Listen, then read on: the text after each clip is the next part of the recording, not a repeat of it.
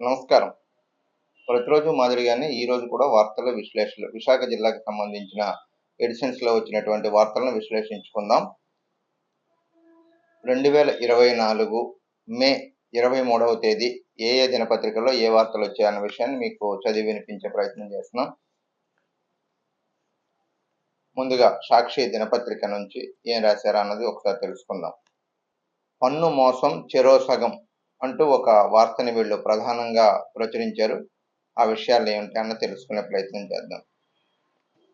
Fake కంపెనీలతో నకిలీ ఇన్వాయిస్ల సృష్టి, ఇన్కమ్ ట్యాక్స్ క్రెడిట్ సొంతం చేసుకునేందుకు వ్యాపారుల కుయుక్తులు, సహకరిస్తున్న జీవీఎంసీ సిబ్బంది, ఇన్పుట్ వచ్చిన వెంటనే చెరో సగం పంచుకుంటున్న వైనం, విశాఖ డివిజన్లో కోట్లలో మోసాలు అంటూ ఒక ఆర్టికల్ని రాశారు.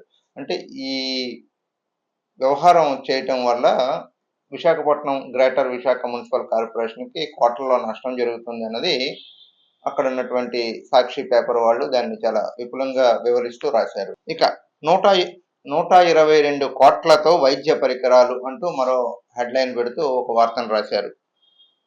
ప్రాంతీయ కంటి ఆసుపత్రిలో ఈ వైద్య పరికరాలు సమకూర్చినట్టు చెప్పారు. ప్రాంతీయ కంటి ఆసుపత్రికి హెచ్పిసిఎల్ వితరణ. నగరంలో ఉన్నటువంటి ప్రాంతీయ కంటి ఆసుపత్రికి హెచ్పిసిఎల్ వారు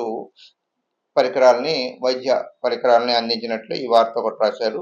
నమో నరసింహ అంటూ ఒక ఆధ్యాత్మిక వార్తని సాక్షి ప్రచురించింది. సింహగిరిపై వైభవంగా శ్రీ నరసింహస్వామి హోమం, తొలిసారిగా ఆలయ ఉత్తర రాజగోపురం ఎదురుగా భారీ ఎత్తున నిర్వహణ, స్వామి సేవలో తరించిన భక్తులు అంటూ ఒక వార్తని వీళ్ళు ప్రధానంగా ప్రచురించారు.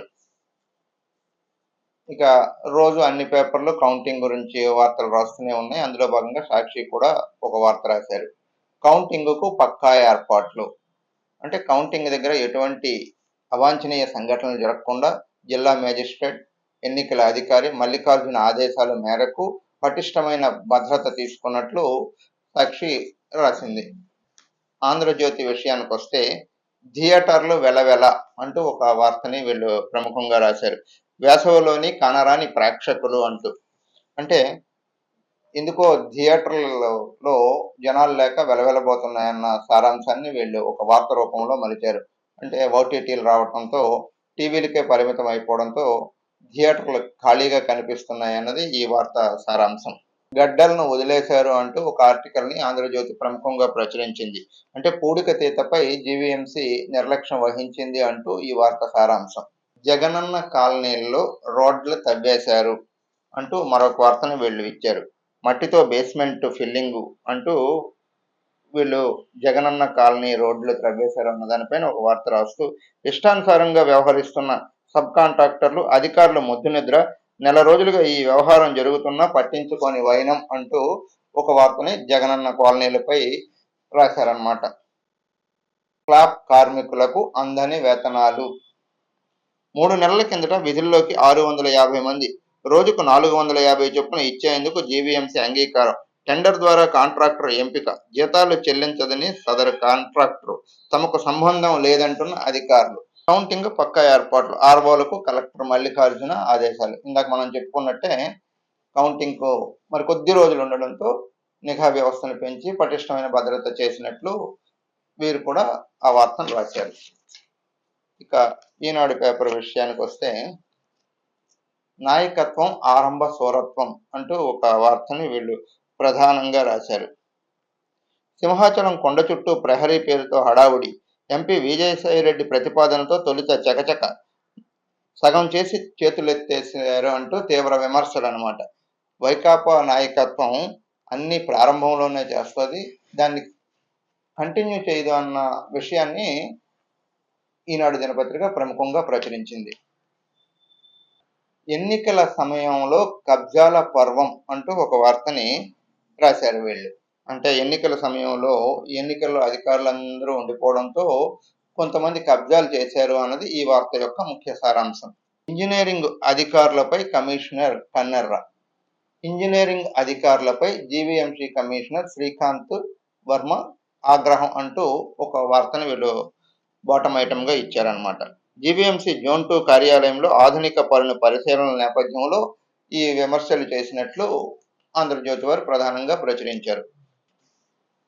ఓట్ల లెక్కింపులో పొరపాటు జరిగితే ఆర్ఓలదే బాధ్యత అంటూ కలెక్టర్ ఆదేశాలు జారీ చేశారు.